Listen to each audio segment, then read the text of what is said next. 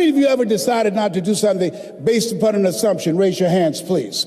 And so that's why it's important for us to be strategic and experiential and being able to tell the story to distract them from their current story, distract, dispute, break down the limited belief system, and inspire them to say yes to a new opportunity in their lives.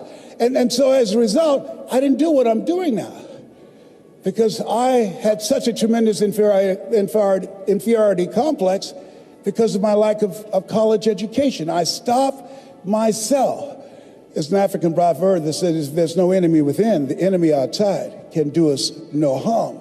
And so as you look at yourself, as you look at your goals, look at your dreams, it's very important that you take time every day and write this down to retrain your thinking. You got to retrain your thinking. Because how we live our lives is a result of the story that we bought into.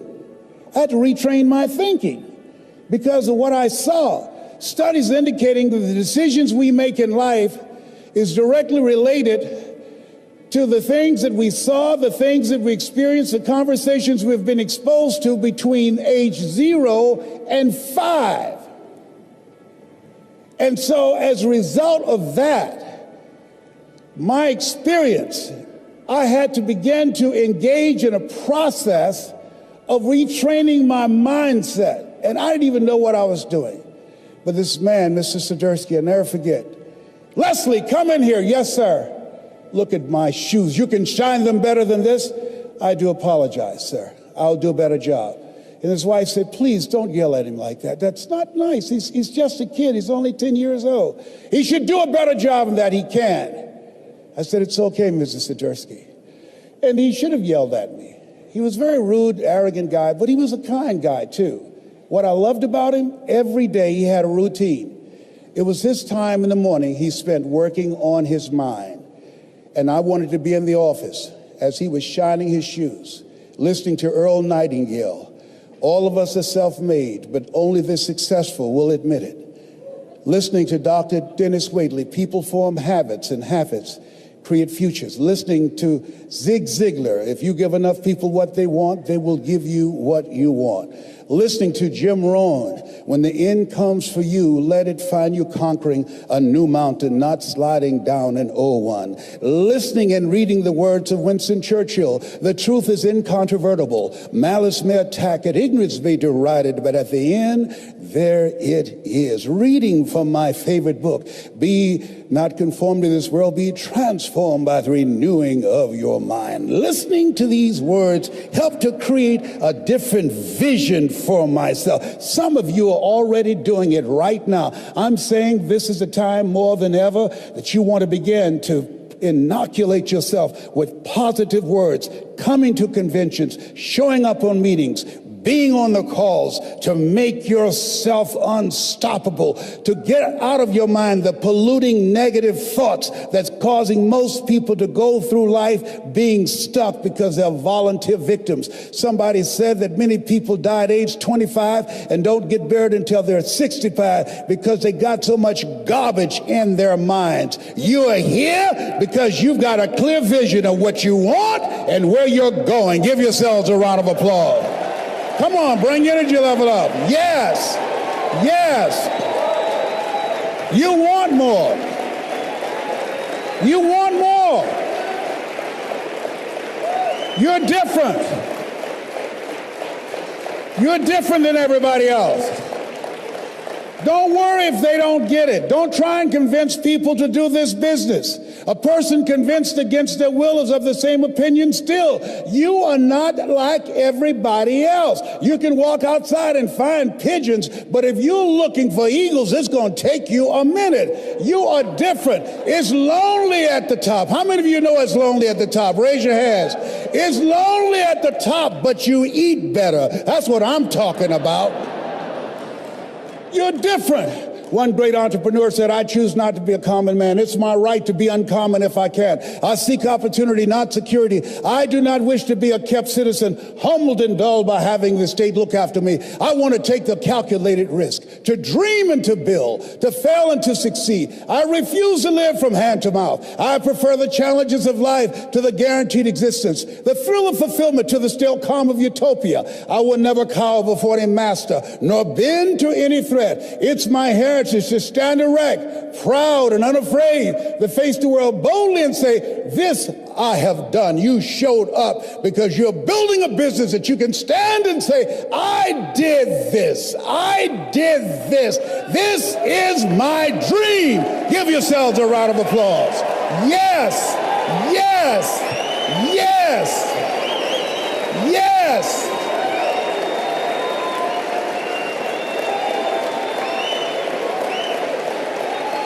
Yes.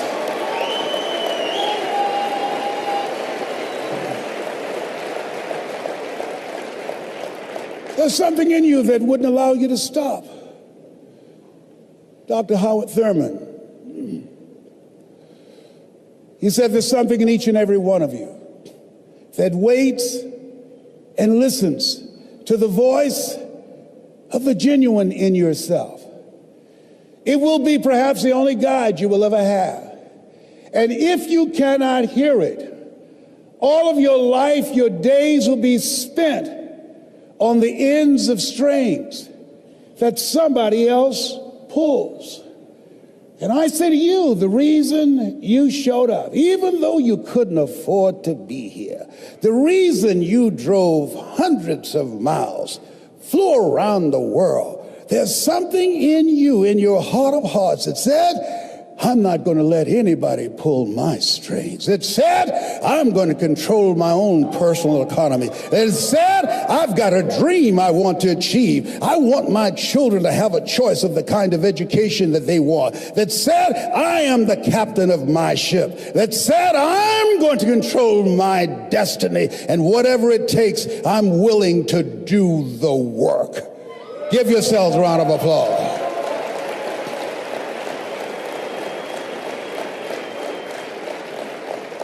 '61, President John F. Kennedy had a decision to make. The decision was whether or not to call a news conference and tell the world the United States was going to go to the moon. And I submit to you that the decision to do that was very risky. And what governed his thinking is what governed your thinking when you decided, I'm going to do this. See, the technology did not exist. The answer of what will it take did not exist. No one had ever done it before. But he made a decision. He looked at Wernher von Braun, the most brilliant scientist of that day, and he said, Wernher, what will it take for us to go to the moon? And he spoke 5 words. And those 5 words, I think, is what governs most entrepreneurs. Those 5 words, I think, is what give people like you the courage to pursue their dreams. Those 5 words is what I think people who are pioneers, people who are breaking new ground, make decisions on. He said, what will it take for us to go to the moon? And the response was, the will to do it. As you look at yourself, as you look at your business, as we look into 2015 and beyond, what will it take for you to increase your business? The will to do it. What will it take for you to become more powerful in your presentation skills and be able to increase the number of people, to quadruple your business the will to do it. What will it take for you when others are quitting because of the rejections, when others are stopping because they just become so discouraged and they have creditors breathing down their neck and they have family members and friends telling them they're a fool? What is it that will allow you to have the mental resiliency to keep on keeping on, to keep your commitment to your commitment, the will to do it? Every time I say it and ask you a question, I want you to say the will to do it. What will it take for you to build your business? What will it take for you to increase your recruiting? What will it take for you to bring out the greatness in you and to make your mark? What will it take for you to become a high achiever and to bring out the billionaire in you? Shake someone's hand on your right and left and say, I've got the will. I've got the will.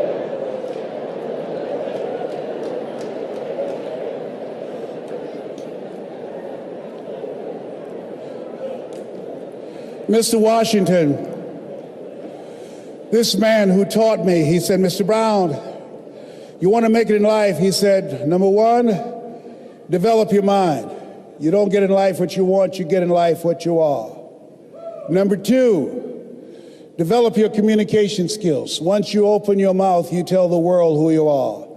Three, practice the principle of OQP, only quality people. Let us say together, only quality people. As you think about your goals and dreams, this is not for everybody. You want to build an organization with only quality people, not people who need more, but people who want more. You want to surround yourself with people that are hungry. People that are hungry are willing to do the things today others won't do in order to have the things tomorrow others won't have. People that are hungry do what they know, not what they feel. See, I didn't do this for years because I knew it would be hard. And Mr. Washington said something to me. Mike Williams, my mentor, you want to go online and find his book, The Road to Your Best Stuff. He said something that grabbed me, and I want you to put this someplace where you can see it. See, you build this business through persistence. You got to affirm, I will persist until I succeed. You build it through patience. It takes time to grow orchids. It's faster to grow roses, but orchids, that takes time. You have to have persistence, you have to have patience and perseverance. It takes courage to come back again and again and again. Because in order to build the business, it's hard work. It's H-A-R-D and H-E-A-R-T. Are you with me there? Write this down. If you do what is easy, your life will be hard. But if you do what is hard, your life will be easy. If you do what is easy, point out all this is some pyramid scheme. Oh, I've been talking to people and nobody's interested. I talked to people and they said no. Oh, I've done that before. Come up with excuses. If you do what is easy, always looking for a way to give yourself a pass, to let yourself off the hook, to do what everybody else is doing, a job, the journey of the broke. If you do what is easy, your life will be hard. People working on jobs that they hate, The heart attack rate on Monday morning between 6 o'clock and 10 o'clock increases by 35%. People going to jobs that they hate. If you do what is easy, your life will be hard. Working 2 and 3 jobs for one paycheck and no job security. But there is something in you that says, you know, I'm making some good money, but you know what? I can't do this. I can't do this anymore. friend of mine. She's here. I'm so honored to be in her presence, Kim Wee. She went to do a presentation, drove from Los Angeles to San Francisco, and 20 people in the room, and they said, yes, she's an electrifying speaker, great presenter. Yes. And when she left, the Dream Busters took the floor. And when the Dream Busters finished with those people who had goals and dreams of a new life, they sabotaged Kim. And they called her before she can get home and said, no, we're not going to do it. And at that moment, she could have quit. Write this down, your private voice. Every entrepreneur, you have two things going for you. You have an energy signature, and some of you will be working with, and you have a private voice. 8 to 9 decisions out of 10 that you make are governed by that private voice. When they called and said no, her private voice said, you're wasting your time. You don't need to do this. Your husband is a doctor. You don't need to do this. You're a mother. You need to spend more time with your child. Get this crazy idea out of your mind. But rather than do that, she started talking to herself. Rather than do that, she started listening to motivational messages that would build herself up from the inside. And as a result of her saying, yes, I can do this, as a result of ignoring the Dream Busters, now she's one of the top 10 producers in the world in multi-level marketing. Give her a round of applause. Kim Wee, stand up. Give her a round of applause. Yes. Yes. In the world. And that's why you are here. There's a voice in you that has said, I can do this. I know others have failed. I can do this. I know others have said that I can't do it. I've had setbacks in life. How many of you had some failures? Raise your hands, please. How many of you had some no's in your life? Raise your hands, please. Shake someone's hand on your right and left and say, make no your vitamin.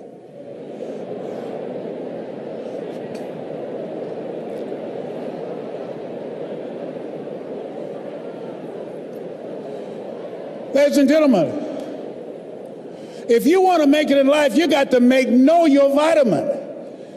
You've got to know every no brings you a step closer to a yes.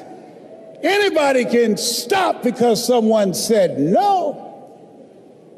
But there's something in you, in your heart of hearts, that's saying, I'm not a quitter. There's something in you that says, I've got the will to do it.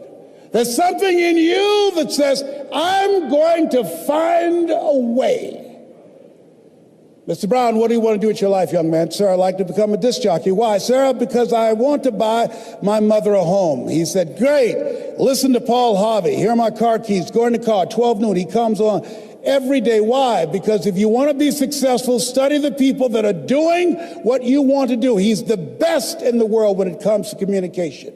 I suggest to you, as you look at what you want to achieve, look at the top achievers. Understand and know they are only an example. They are not an exception. They're an example of what you can do, because success leaves clues. Follow the system, watch the leaders, and study them. I did that. And he said, Mr. Brown, detoxify your life. Let all the negative people in your life go. Can I change them? No. It's a full-time job changing yourself. He's right. He's right. You can't change people. It's hard changing yourself. And there's some people so negative they can walk into a dark room and begin to develop.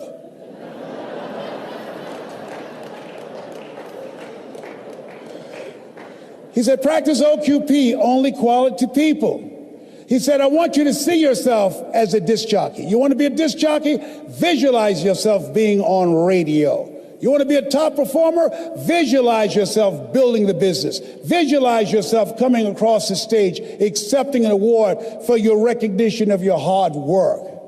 See it in your mind's eye. He said, I'll give you all your eyes can see. And I had to see myself on stage as I'm presenting right now. I've been here many times before I showed up in my mind. All your goals are achieved twice. First, in the mind, then and without. And then finally, he said, Mr. Brown, I said, yes, sir. You want to be a disc jockey? Yes, sir. He said, you got to be hungry. I said, why you keep saying that? He said, people that are hungry are relentless. People that are hungry, unstoppable. People that are hungry, no excuse is acceptable. I said, sir, I'm hungry to take care of my mother.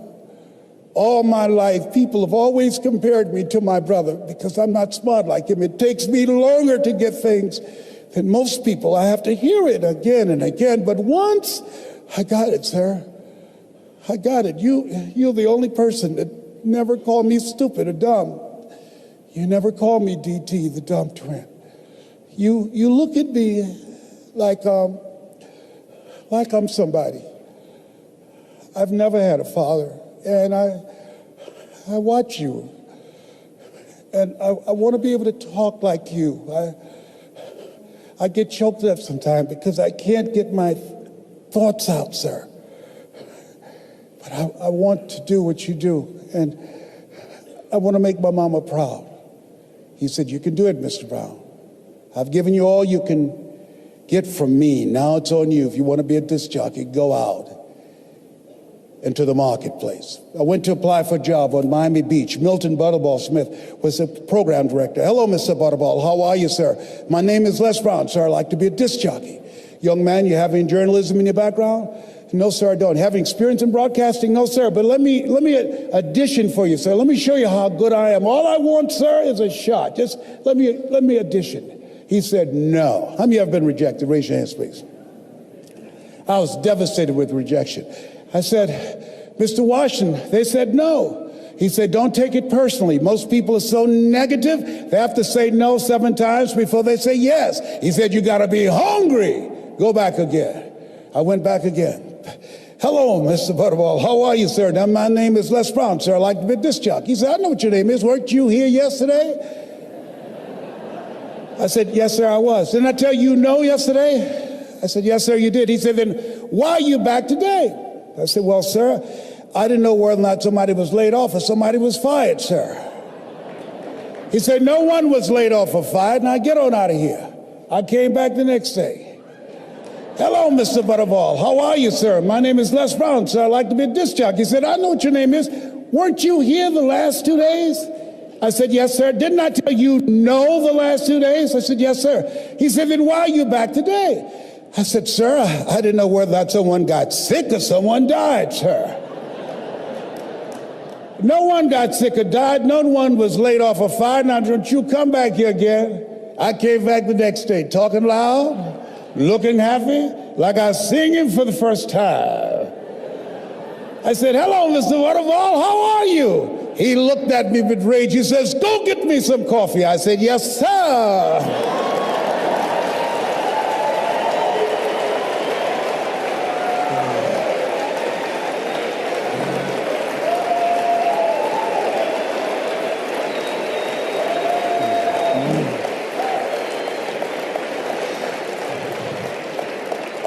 As you think about your goals and dreams, you've got to know your vitamin.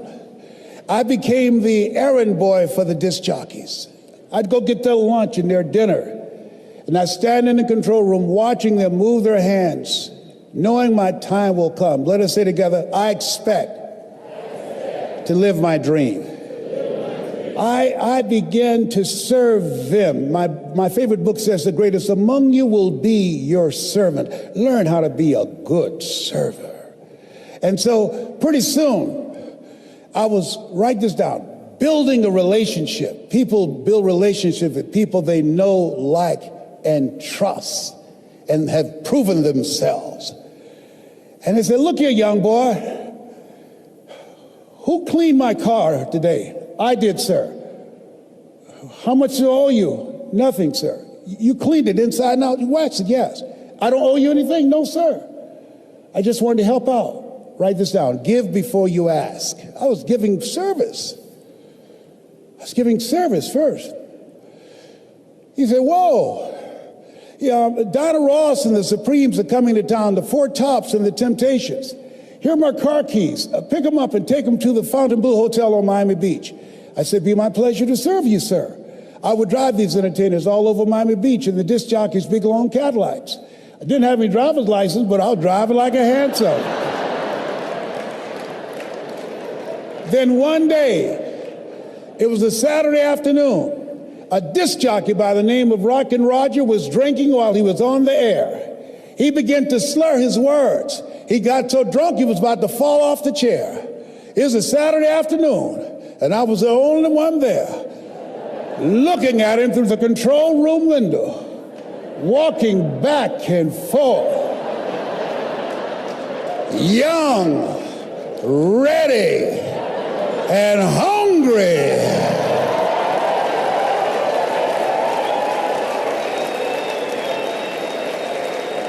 I was saying, drink, rock, drink. Drink, rock. I'd have gone get him some more if he'd asked me to.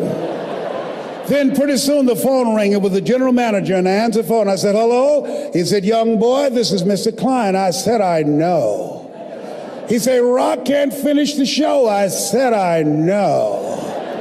He said, would you call one of the other DJs in? I said, yes, sir. I hung the phone up. I said, now he must think I'm crazy. I called my mom and my girlfriend, Cassandra. I said, y'all come out on the front porch and turn on the radio. I'm about to come on the air.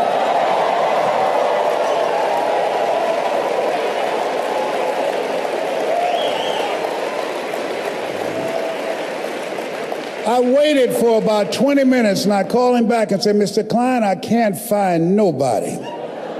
He said, young boy, you know how to work the controls? I said, yes, sir. He said, go in there and segue the record. Don't you say nothing here. I said, yes, sir.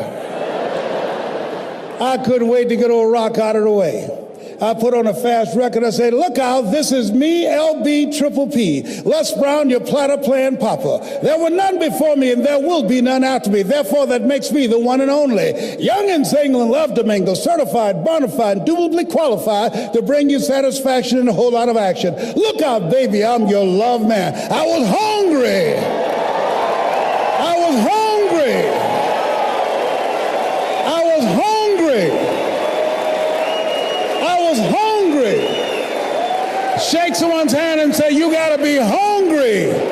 Shake someone's hand and say, you gotta be hungry.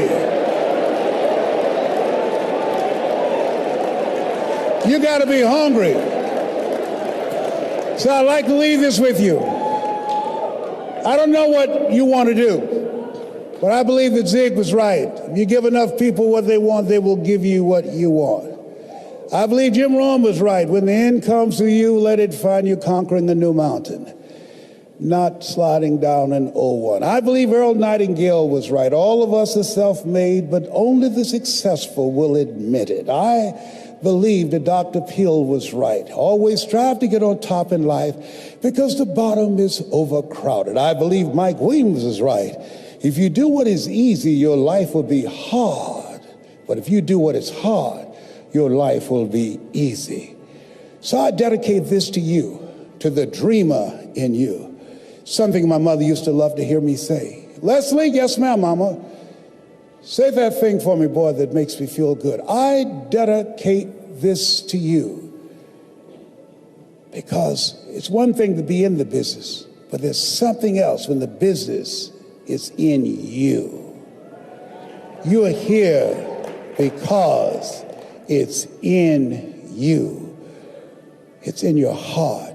And it says simply this: if you want a thing bad enough to go out and fight for it, to work day and night for it, to give up your time, your peace, and your sleep for it, if all that you dream and scheme is about it, and life seems useless and worthless without it, and if you gladly sweat for it and fret for it and plan for it and lose all your terror of the opposition for it, and if you simply go after that thing that you want with all of your capacity, strength and sagacity, faith, hope, and confidence, and stern pertinacity, if neither cold poverty, famish, or gulf